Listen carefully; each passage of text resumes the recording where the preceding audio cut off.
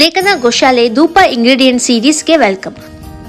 7ನೇ Ayurveda herb wild lemon, ಸಂಸ್ಕೃತದಲ್ಲಿ ಜಂಬೀರ. ಭಾರತೀಯ ಮನೆಗಳಲ್ಲಿ ನಿಂಬೆ ಹಣ್ಣು ಕೇವಲ ಅಡುಗೆಗೆ ಮಾತ್ರ ಅಲ್ಲ, ಇದು ಮನೆಯ ಏಳ್ಗೆಯ ಬಾಗಿಲನ್ನೇ ತೆರೆಯುವಂತ ಅತಿ ತೀಕ್ಷ್ಣ ಶಕ್ತಿಯನ್ನ ಹೊಂದಿರುವ, ಶುದ್ಧೀಕರಣ ಮತ್ತೆ ರಕ್ಷಣೆಯ ತತ್ವಗಳನ್ನ ಹೊಂದಿರುವಂತ ಪ್ರಾಕೃತ ದ್ರವ್ಯ. ಸನಾತನ ಧರ್ಮ ಮತ್ತೆ ಪಾರಂಪರಿಕ ದೃಷ್ಟಿಯಲ್ಲಿ ವೈಲ್ಡ್ ಲೆಮನ್ ಕೇವಲ ಹಣ್ಣಲ್ಲ, ಅದು ಒಂದು ಶಕ್ತಿಯುತ ತತ್ವ. ರಾಹುಕಾಲ ಪೂಜೆಯಲ್ಲಿ ನಿಂಬೆ ಹಣ್ಣಿನ ದೀಪ ಹಚ್ಚೋದು ಕಷ್ಟ ಕಾರ್ಪಣ್ಯಗಳನ್ನ ದೂರ ಮಾಡಿ ಮನೆಯಲ್ಲಿ ಶಾಂತಿ ಮತ್ತೆ ಸ್ಥಿರತೆಯನ್ನ ನೆಲೆಸುವಂತೆ ಮಾಡುತ್ತೆ ಅನ್ನೋ ನಂಬಿಕೆ ಇದೆ. ಬಾಗಿಲಿಗೆ ನಿಂಬೆ ಮೆಣಸಿನಕಾಯಿ ಕಟ್ಟೋದು ಅಲಕ್ಷ್ಮಿಯ ತಿರಸ್ಕಾರವಲ್ಲ, ಅವಳು ಬಾಗಿಲಲ್ಲಿಯೇ ತೃಪ್ತಿಯಾಗುವಂತೆ ಮಾಡಿ ಲಕ್ಷ್ಮಿಯನ್ನ ಮನೆಯೊಳಗೆ ಕರೆಯೋಕೆ ಮಾಡುವ ಒಂದು ತಂತ್ರ ಪದ್ಧತಿ. ನಿಂಬೆ ಹಣ್ಣಿನ ಮಾಲೆಯನ್ನ ದುರ್ಗೆ, ಕಾಳಿ ಮತ್ತೆ ಮಾರಿಯಮ್ಮನ ಅವತಾರ ದೇವತೆಯರಿಗೆ ಹಾಕ್ತಾರೆ. ಇದು ದೇವತೆಯ ಉಗ್ರ ಶಕ್ತಿಯನ್ನ ಶಾಂತ ಮಾಡಿ ಭಕ್ತರಿಗೆ ಶುಭ ಮತ್ತೆ ರಕ್ಷಣೆಯನ್ನ ಕರುಣಿಸ್ಲಿ ಅನ್ನೋ ಭಾವನೆ. ಅಮಾವಾಸ್ಯೆ ಅಥವಾ ಪೌರ್ಣಿಮೆಯ ದಿನ ನಿಂಬೆ ಹಣ್ಣಿಗೆ ಹಳದಿ ಕುಂಕುಮ ಹಚ್ಚಿ ಬಾಗಿಲು ದ್ವಾರ ಹತ್ತಿರ ಇಡ್ತಾರೆ. ಇದು ಹೊರಗಿನ ನೆಗೆಟಿವ್ ವೈಬ್ಸ್ ಮನೆಯೊಳಗೆ ಬಾರದಂತೆ ತಡೆಯುವ ಒಂದು ಪ್ರಕೃತಿ.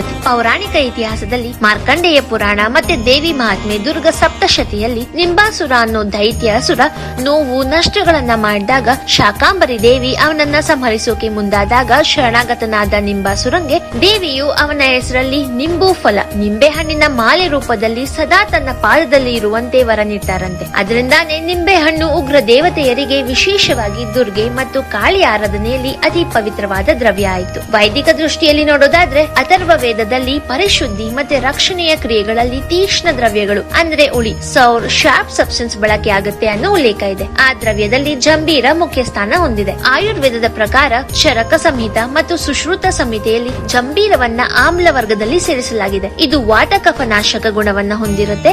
ಹವನದ ಧೂಪದಲ್ಲಿ ನಿಂಬೆ ಹಣ್ಣಿನ ಸಿಪ್ಪೆ ಬರ್ನ್ ಆದಾಗ ಮನಸ್ಸಿಗೆ ತೀವ್ರ ಚೈತನ್ಯ ನೀಡಿ ಆಲಸ್ಯನ ದೂರ ಮಾಡುತ್ತೆ ಅಂತ ಹೇಳ್ತಾರೆ. ವೈಜ್ಞಾನಿಕವಾಗಿ ನೋಡಿದ್ರೆ ನಿಂಬೆ ಹಣ್ಣಲ್ಲಿ ಇರುವಂತ ಲಿಮೋನಿನ್ ವೇಪರ್ ಹವನದಲ್ಲಿ ರಿಲೀಸ್ ಆಗುತ್ತೆ. ಇದು ಗಾಳಿಯಲ್ಲಿರುವಂತ ವೈರಸ್ ಮತ್ತೆ ಫಂಗಸ್ ಗ್ರೋತ್ ಅನ್ನ ಕಮ್ಮಿ ಮಾಡುವಂತ ಶಕ್ತಿಯನ್ನ ಹೊಂದಿದೆ. ಈ ಎಲ್ಲಾ ಕಾರಣಗಳಿಂದ ವೈಲ್ಡ್ ಲೆಮನ್ ಅನ್ನ ಹವನ ಸಾಮಗ್ರಿಯಲ್ಲಿ ಮುಖ್ಯವಾಗಿ 3 ಉದ್ದೇಶಗಳಿಗೆ ಸೇರಿಸ್ತಾರೆ. ಅಗ್ನಿಯಲ್ಲಿ ದಹನವಾದಾಗ ಶತ್ರು ಬಾಧೆ ಮತ್ತೆ ನಜರ್ ಎವಿಲ್ಲಯನ್ನ ಕಮ್ಮಿ ಮಾಡುತ್ತೆ. ಮನೆ, ಆಫೀಸ್ ಮತ್ತೆ ಪೂಜೆ ಸ್ಥಳಕ್ಕೆ ದಿವ್ಯ ಸುಗಂಧವನ್ನ ನೀಡಿ ದೇವತಾ ಶಕ್ತಿಯ ಆಕರ್ಷಣೆಗೆ ಸಹಾಯ ಮಾಡುತ್ತೆ. ವಾತಾವರಣ ಶುದ್ಧಿ ಮಾಡಿ ಆರೋಗ್ಯ ಮತ್ತೆ ಐಶ್ವರ್ಯದ ಪ್ರವಾಹ ವೃದ್ಧಿ ಮಾಡುತ್ತೆ. ಸೊ ಈ ರೀತಿಯಾಗಿ ವೈಲ್ಡ್ ಲೆಮನ್ ಅಥವಾ ಜಂಬೀರ ಧೂಪಗಳು ತುಂಬಾ ಆಸ್ಪೀಷಿಯಸ್ ಮತ್ತೆ ಉಪಯೋಗಕಾರಿ ಅಂತ ರೆಕಮೆಂಡ್ ಮಾಡಲಾಗುತ್ತೆ. ನಾಳೆ 8ನೇ ಆಯುರ್ವೇದ ಹರ್ಬ್ ಜೊತೆ ಮೀಟ್ ಮಾಡೋಣ. ಟಿಲ್ ದೆನ್, ಜೈ ಶ್ರೀ ಕೃಷ್ಣ.